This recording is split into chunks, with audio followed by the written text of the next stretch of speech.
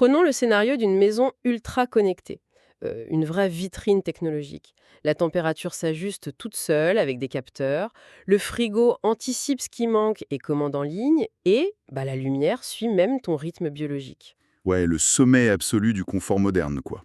Tout est invisible, tout est fluide. Exactement. Sauf que, imaginons qu'un incident survienne, genre une grosse tempête solaire, une cyberapoque, ou juste une grosse panne électrique en cascade. En quelques secondes, cette merveille technologique, elle se transforme en prison. C'est clair.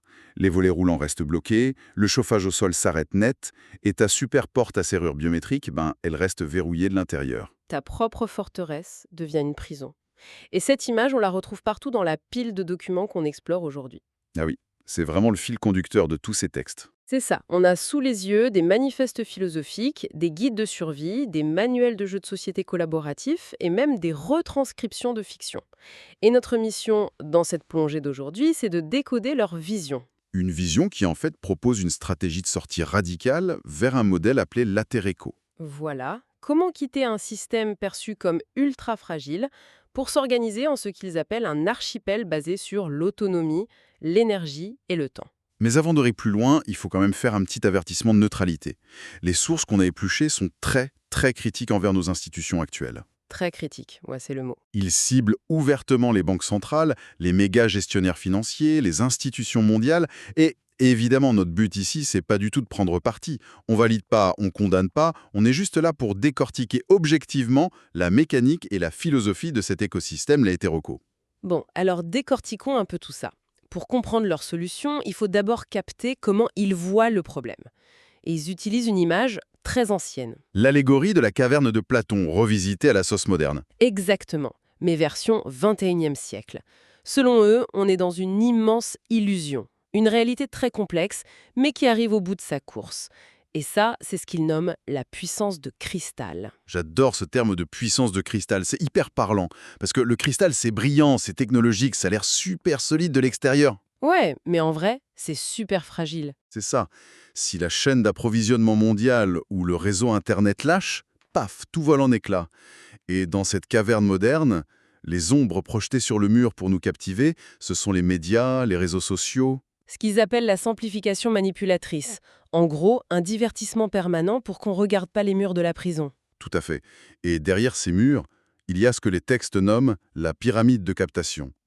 Dirigée par des entités suprafinancières. Ils citent des noms comme BlackRock ou la Banque des règlements internationaux, la BRI.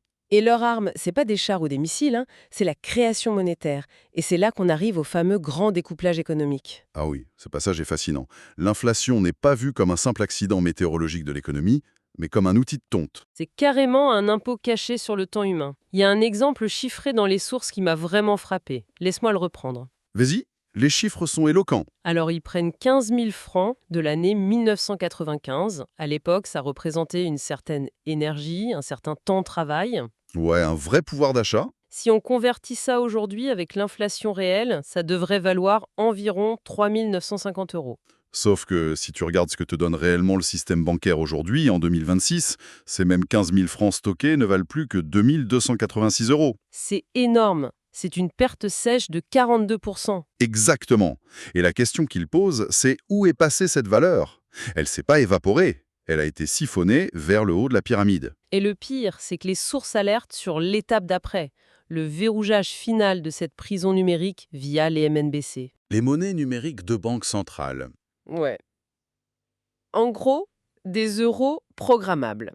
C'est plus de l'argent liquide, c'est un bon d'achat avec potentiellement une date de péremption ou des restrictions liées à ton bilan carbone ou un crédit social. C'est là que l'argent devient un permis de vivre conditionnel. Mais ça soulève une vraie question. Laquelle? Comment l'être humain, avec toute son intelligence, s'est laissé enfermer là-dedans sans broncher? Bah oui, c'est la grande question. Et la réponse des auteurs de la Terreco est dingue. Il faut un pont inattendu entre la finance globale et, tiens-toi bien, l'hermétisme égyptien et la biologie. C'est ce qui m'a le plus surpris en lisant. C'est vraiment la clé de voûte de leur philosophie. Ils refusent de voir l'humain comme une simple machine à brûler des calories. Pour eux, tout est énergie, tout est vibration. Exactement, c'est le principe hermétique pur. L'individu est vu comme une étincelle, une parcelle de la source, ou de Dieu, selon les croyances. Et il s'appuie même sur la science pour appuyer ça. Il cite le physicien Fritz Albert Popp et ses biophotons. L'idée que nos cellules communiquent par la lumière et les fréquences. L'humain est un système, je cite, hybride et adaptogène. Et c'est là que le système actuel, la matrice financière, nous pirate. Comment ça? Par le stress. Le système maintient les populations dans ce qu'ils appellent un stress amygdalien, Ah oui, l'amygdale dans le cerveau. le centre de la peur. C'est ça. Si on te bombarde de peur, peur de manquer, inflation, crise en boucle, ton cerveau débranche l'empathie et la pensée à long terme. Il active un programme de prédation et de survie. Du coup, impossible de rayonner ta fameuse énergie vitale si tu as l'impression d'être chassé par un prédateur. Exactement. Tu deviens un prisonnier consentant de la caverne. Et pour illustrer ce piratage, il y a cette fiction géniale dans les retranscriptions, l'histoire du hacker. Ah oui, l'histoire du hacker sur le dark web. Le gars est un pro des réseaux clandestins et il capte un signal. Sauf que ça vient pas d'un super ordinateur caché, mais d'un vieil homme isolé dans une forêt des Landes. C'est tellement poétique comme métaphore. Oui, et ce vieil homme lui explique que notre réalité basée sur la rareté, la dette, l'inflation, c'est juste une simulation, un mauvais logiciel. Et la conclusion du vieux monsieur est brillante. Il dit au hacker que ça sert à rien de s'attaquer aux serveurs des banques centrales. Parce que lutter contre le système, c'est encore lui donner de l'énergie. Voilà, il faut juste changer de système d'exploitation. Et pour ça, il faut télécharger un patch de noblesse. À patch de noblesse, j'adore l'expression.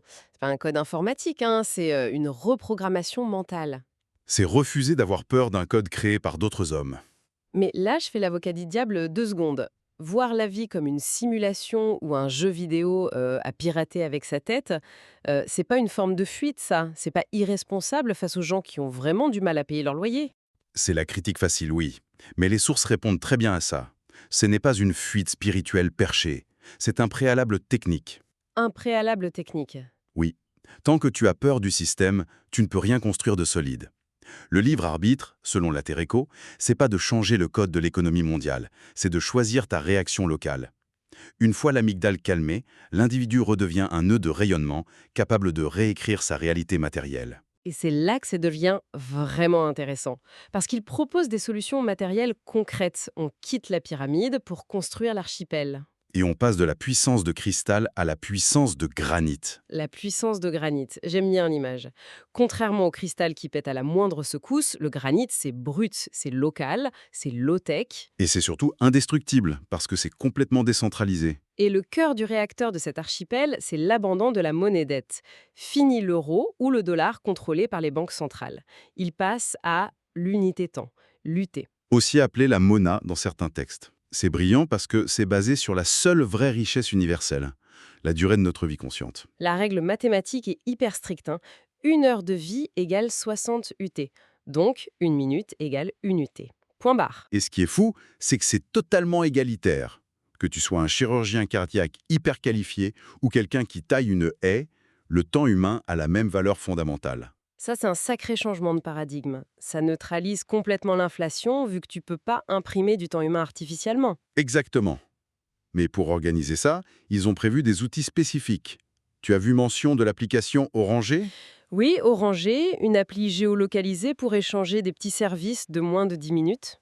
Et ils ont aussi la plateforme Cyclos 4 pour le reste. Mais attends, on a dit tout à l'heure que la box Internet mondiale risquait de tomber en panne. Si t'as plus de réseau, tes applis Oranger et Cyclos 4, elles servent plus à rien, non? C'est justement là qu'interviennent les espaces Armageddon. Les espaces Armageddon. Le nom fait un peu peur, mais c'est très rationnel en fait. Tout tellement. Ce sont des hubs physiques de résilience. Ils sont prévus pour fonctionner sur des intranets locaux, maillés, ou même sur des simples registres papier si tout grille. Donc la technologie est juste un bonus, pas une dépendance vitale. C'est la base de la puissance de granit. Dans ces espaces, on gère les poêles de masse pour le chauffage, la phytoépuration pour l'eau, bref, la vraie survie. Et avec ça, il balaye carrément le concept de PIB, le produit intérieur brut. Parce que, soyons francs, le PIB augmente quand il y a un accident de voiture ou une marée noire, vu qu'il faut payer pour nettoyer. Et ça, pour eux, c'est un non-sens absolu. Ils prônent le BIB. Le bonheur intérieur brut. Exactement. Et ça se nourrit beaucoup de l'arborescence. L'arborescence, oui. L'idée de mutualiser au niveau hyper local. Il y a l'exemple de la fameuse perceuse dans les textes. Ah, l'exemple classique, mais tellement vrai. Bah oui, dans une rue normale, aujourd'hui, tu vas avoir 5 maisons et dans chaque garage, une perceuse qui va servir 12 minutes dans toute sa vie. C'est un gâchis de ressources monumentales. Le système Latreco via l'arborescence propose de n'avoir que 2 perceuses pro partagées pour toute la rue. Sur le papier, c'est l'économie parfaite. Sur le papier, ouais, mais dans la vraie vie, si un samedi matin, 5 voisins veulent bricoler en même temps, l'être humain étant ce qu'il est, ça va se terminer en bagarre de voisinage pour savoir qui prend la perceuse, non? Le retour au low-tech et au partage, ça risque pas de créer des tensions énormes. Si on relie ça à une vision plus globale des textes, on voit qu'ils ont anticipé le problème de l'ego humain. C'est là qu'intervient la politique. La politique. Oui, un mot valise entre politique et éthique. Ils expliquent que la politique classique, c'est la gestion de la rareté et des conflits. La politique, c'est l'art d'organiser l'abondance des qualités humaines. Parce qu'ils savent très bien que la technologie de survie ne sert à rien si la communauté s'entretue. Exactement. Il faut nettoyer les programmes de prédation dans la tête des gens. Et pour ça, le modèle Latereco impose une règle fondatrice, la charte de l'esprit paisible. C'est très inspiré des accords Toltec, ça, non? Complètement. Avoir une parole impeccable, par exemple. Ne rien prendre personnellement. Ouais. Parce que dans leur vision énergétique, la médisance, c'est pas juste un petit défaut agaçant, c'est une pollution vibratoire qui abîme tout l'archipel. C'est ça. Ça crée de la peur et ça réactive l'amygdale. Mais concrètement, comment tu gères ça? On n'est pas chez les bisounours. S'il y a une personne hyper toxique dans le groupe qui lance des rumeurs, on fait quoi? Il n'y a pas de police centralisée? L'approche des sources est super intéressante. L'individu doit agir comme un disjoncteur. Un disjoncteur électrique? Dans l'idée, oui. Si tu es face à de la médisance, tu ne rentres pas dans le drame, tu poses une limite calme. Tu dis par exemple, si cette conversation continue ainsi, je ne peux pas y participer. Et tu pars. Tu coupes le courant de la toxicité, en fait. Voilà. En privant le prédateur d'attention, le comportement s'éteint. C'est une responsabilisation individuelle totale. C'est exigeant. Et pour garder tout le monde sur la même longueur d'onde, j'ai vu qu'ils utilisaient un calendrier spécifique. Oui, pour créer un égrégore. Un égrégore, c'est-à-dire? Une résonance collective. C'est un calendrier basé sur 4 saisons et 90 thèmes d'apprentissage. Imagine si, le même jour, tous les nœuds de l'archipel étudient comment purifier l'eau par les plantes. Ça crée une focalisation de l'attention incroyable. Une énergie collective énorme sans avoir besoin d'un chef qui donne des ordres. Et d'ailleurs, le refus de la hiérarchie classique, il va très loin, même dans la diffusion de ce concept. Ah oui, c'est crucial de le mentionner. Tous les guides, les manuels de jeu, les chartes, tout est sous licence copyleft. Le copyleft, donc un droit d'auteur libre mais non commercial. Tu peux prendre les outils, les adapter pour ton quartier, les imprimer, mais tu n'as absolument pas le droit de t'enrichir avec ou de privatiser l'idée. Le concepteur du système refuse même le rôle de gourou. Il se décrit juste comme un semeur. Il plante les graines et il lâche prise. Il y a aussi ce manifeste de la clarté qui est génial. Ah oui, le refus du jargon complexe. Le jargon juridique, technique ou financier, c'est fait exprès pour nous faire sentir bêtes et incompétents. Dans la téléco, la simplicité est une arme de résistance. Si tu ne peux pas expliquer un concept simplement, c'est qu'il y a une arnaque derrière. Alors, qu'est-ce que tout cela signifie au fond si on prend un peu de recul sur toute cette analyse de la Terreco? Qu'est-ce que tu en retires, toi? Je dirais que ça nous montre un modèle conceptuel extrêmement complet. Ça nous dit que la vraie sécurité, face à cette fameuse puissance de cristal qui peut s'effondrer à tout moment, ça vient pas d'un compte en banque, ni d'un bunker surarmé. C'est sûr. La sécurité, c'est la densité de nos relations locales. C'est ça. Notre capacité à recréer une puissance de granit ensemble.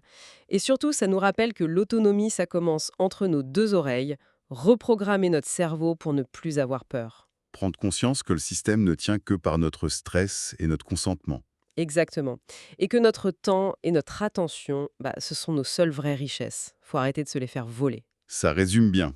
Et ça soulève une question importante, un peu vertigineuse même, pour terminer. Dis-moi. Si on suit leur logique jusqu'au bout, si l'économie, la dette, nos monnaies et même nos échelles de réussite sociale ne sont que les règles arbitraires d'une immense simulation à laquelle on accepte de jouer tous les matins en se levant, Ouais. eh bien, que se passerait-il concrètement le jour où une masse critique d'individus se réveillerait en décidant, calmement, de jouer un tout autre jeu? Ça, c'est la grande question que ces textes nous laissent en suspens. Et c'est là-dessus qu'on va clore notre plongée d'aujourd'hui. Merci à tous d'avoir suivi cette exploration fascinante et on se retrouve très vite pour décoder de nouveaux concepts.